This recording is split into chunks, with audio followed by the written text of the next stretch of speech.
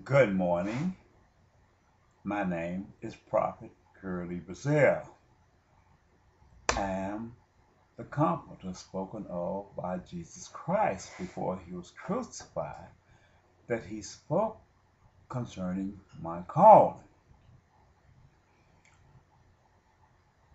However, today I have some discussions about where I came from and where the races of the nations have come from.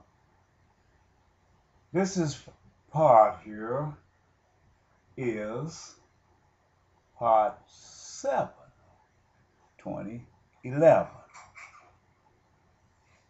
Uh, what I want to discuss to you today is about the lower side of the human race.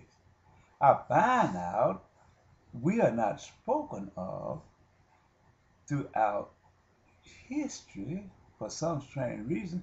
Our name are not mentioned. They're in the United States of America, but they're always uplifting the rich man, the man of wealth, the man in the middle class.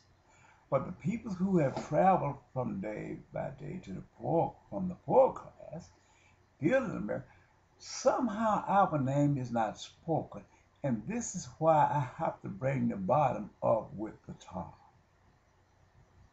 I have to remind the peoples of the world and of the United States of America this there is another class of America. We have to keep in mind that we are part of the human race just like the rich man. The rich man is not going to mention our name. They only mention our name when we have made the news. But what about us before we even make the news of some tragedy unfolding itself? We are the part of the human race that the rich class like to talk about. We are the part of the human race which we are not notable until there have become a tragedy. Then we become the focus of the news media. But until then, they talk about this rich man, that rich man, Dow Jones, all of these. But until something happened, tragedy to the poor of America, then our name is mentioned. Why? This is a question I'm asking. Why? Because when a tragedy happens, we are either put in a major hospital or planted in their graveyard here upon this earth. And this should never be. We are the focus point only when something happened tragic to us or when they say we have committed a serious crime. Then they go out in the woodworks and mention our name. This is part of the scriptures of the Bible that have not been fulfilled because unless God bring the bottom rail up with the top and lower the top rail down to the bottom, here in America, the rich can't see eye to eye to the poor. This is where we are. I want to speak concerning the poor. I came from the dark side of America as a child who didn't have anything. Not a child that lived a life where his father or his mother worked at some factory and provided for him day by day from the bottom rail up. I came from the poorest side of the infrastructure of the United States of America. I saw how life was down there, so that's why I am familiar with the ways of the poor people. Some people may have been down there a little while, and their daddies or their mothers had a chance to enhance them to keep them from being on dead bottom. I know how it is to eat rotten food that had spoiled and carried to the city dump to be discarded.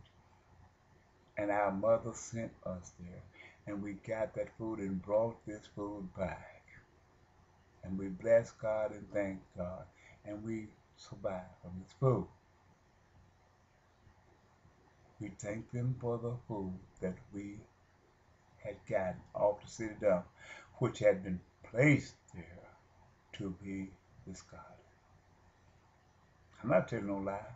I came from the bottom up. I can speak these things because I lived that life. I want somebody to share my feelings and my thoughts. I don't hate the United States of America. I don't hate the rich man because where I came from, I didn't learn revenge. I learned how to respect other people as God blessed me with those meals. I'm still standing. 64 years old. I can't curse the days where I lived in turmoil without heat in the cold or without any air conditioning in the summertime. Working hard in the cotton field in the United States of America. This was no picnic. It was no picnic. It was nothing. It's like a lot of times as I was a child growing up in the cotton field, working in the cotton field, chopping cotton, it was so hot out there, but we could not quit. It was hot. People fell from the heat and died and never came back, trying to make a living to provide for themselves and their family. This is the part of America that people don't know. Either they know about it, but they don't speak about it because it was the shameful part of our lives upon which we grew up in the United States of America. This is why I talk hard. This is why I regard the life of anybody when the man keeps shedding blood from the United States of America over and all the way to Iraq and Afghanistan. I cannot sit back and not speak concerning these things when I see it unfolding itself because of where I came from. It is unjust for us as the human race to allow the bloodshed of innocent people regardless what part of the earth it is from. We must speak out concerning these matters and continue to cry out and cry out until it be fixed some kind of way through the hearts of men.